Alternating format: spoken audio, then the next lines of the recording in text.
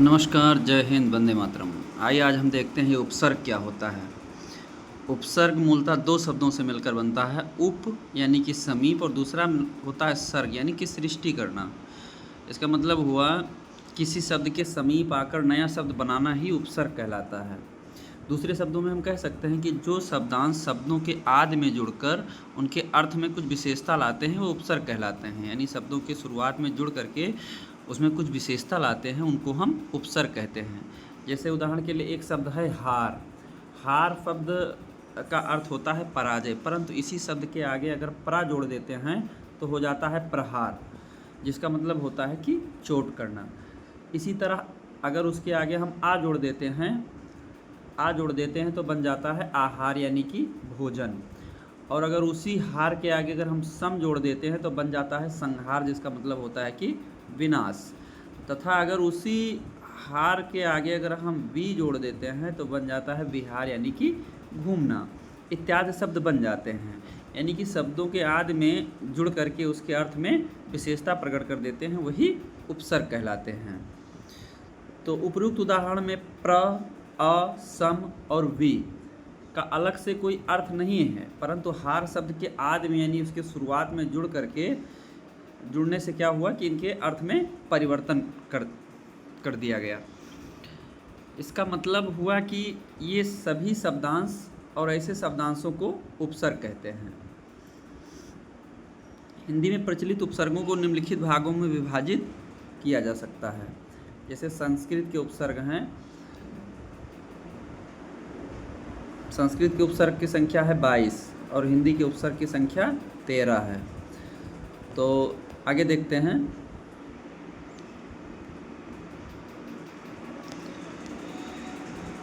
उर्दू और अरबी फारसी के उपसर्ग की संख्या 19 है। अंग्रेजी के भी उपसर्ग होते हैं।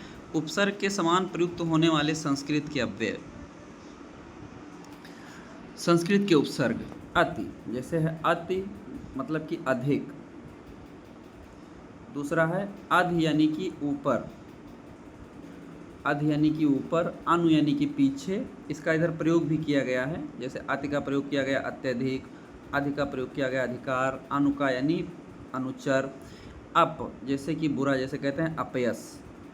इसी तरह से अभि मतलब कि सामने या चारों ओर, जैसे अभियान, अभिषेक, अभिनय इत्यादि। अव यानी कि हीन या नीच। इसी तरीके से देख सकते हैं आ यानी तक, जैसे कि आजीवन, उत यानी ऊंचा, जैसे उत्कर्ष, उद यानी ऊपर यानी उद्गम, उप यानी निकट, जैसे कि उपदेश, दुर यानी कि बुरा, जैसे दुर्जन, दुर्गम इत्यादि। इसी तरह से आगे देखते हैं दुष् यानी कि बुरा यानी कठिन, जैसे दुष्चरित्र, निर यानी कि बिना, जैसे कि निरपराध, निर्जन। आगे है निस मतलब कि रहित, जैसे निस्सार, निस्तार। नि यानी कि निषेध, जैसे निवारण। परा यानी कि उल्टा, जैसे पराजय। पर यानी आसपास या चारों तरफ, जैसे परिजन। प्र यानी अधिक, जैसे प्रख्यात, प्रबल। प्रत यानी कि उल्टा, जैसे कि प्रतिकूल, प्रत्यक्ष। वि यानी कि भिन्न, जैसे विदेश, विलाप। सम यानी कि उत्तम, जैसे संस्कार, संगम। सु यानी कि अच्छा, जैसे सुजन, सुगम। फिर उसके आगे देखते हैं हिंदी के उपसर्ग जो होते हैं उनको देखते हैं। हिंदी के उपसर्ग जैसे आ अभाव, अन अभाव, का यानी कि बुरा, कु यानी कि बुरा, जैसे कुचाल। दू यानी कम, नी, औ, भर, शु, अध, उन। आगे आप लोग अर्थ और इसका शब्द प्रयोग देख सकते हैं। अध, उन, पर,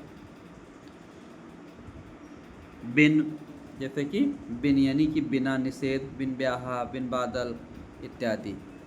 फिर अरबी फारसी के उपसर्ग भी हैं, जैसे अल निश्चित, कम यानी थोड़ा, जैसे कम अक्ल, कमज़ोर। खुश यानी कि अच्छा, जैसे खुश नसीब, खुशखबरी। गैर, गैर मतलब कि निषेध, जैसे कि गैर हाजिर, गैर कानूनी।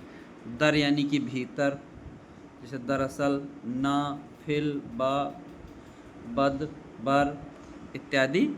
ये सब अरबी फारसी के उपसर्ग हैं। फिर है बर, बे, बिल, बिला, ला, सर, हम, हर। आगे इधर आप अर्थ और इसका प्रयोग देख सकते हैं। फिर अंग्रेजी के भी उपसर्ग हैं जो हिंदी में प्रयोग किए जाते हैं, जैसे सब मतलब कि अधीन, जैसे सब जज, sub committee, sub inspector. Deputy मतलब कि सहायक, जैसे कि डिप्टी कलेक्टर, डिप्टी रजिस्ट्रार। फिर आगे है वाइस, वाइस मतलब कि सहायक, जैसे वाइस सराय, वाइस चांसलर। जनरल मतलब कि प्रधान, जैसे general manager, general secretary. Chief यानी प्रमुख, chief minister, chief engineering. Head यानी कि मुख्य, जैसे हेड मास्टर, हेड क्लर्क। ये सब अंग्रेजी के उपसर्ग हैं जो हिंदी में प्रयोग किए जाते हैं। उपसर्ग के समान प्रयुक्त होने वाले संस्कृत के अव्यय भी होते हैं, जैसे अधः नीचे, जैसे अधः पतन, अधोगति, अधोमुख। अंतः जैसे भीतरी, जैसे अंतःकरण, अंतःपुर। फिर आगे है आ जैसे कि अभाव, जैसे अशोक, अकाल। चिर यानी कि बहुत देर, जैसे चिरंजीवी, चिरकुमार, चिरकाल। पुनर् जैसे कि दोबारा या पुनरावृत्ति, जैसे फिर, जैसे पुनर्जन्म, पुनर्लेखन। बहिर यानी बाहर, जैसे बहिर्गमन, बहिर्जगत। सत मतलब सच्चा होता है, जैसे सज्जन, सत्कर्म। पुरा जैसे पुरातन, पुरातत्व। सम का मतलब समान होता है, जैसे समकालीन। सह मतलब साथ, जैसे कि सहकार, सहपाठी। तो ये अभी उपसर्ग आप लोग देख रहे थे, हिंदी के उपसर्ग। तो ये क्या होते हैं कि किसी शब्द के आदि में यानी शुरुआत में आ करके शब्दों के अर्थ में परिवर्तन कर देते हैं, और ये शब्दों के आदि में यानी शुरुआत में लगते हैं। तो अगर आप लोगों को हमारा वीडियो अच्छा लग रहा हो तो आप हमारे चैनल को लाइक कर सकते हैं, सब्सक्राइब कर सकते हैं, अपने मित्रों को भी शेयर करते हैं। वीडियो को देखने के लिए बहुत बहुत धन्यवाद।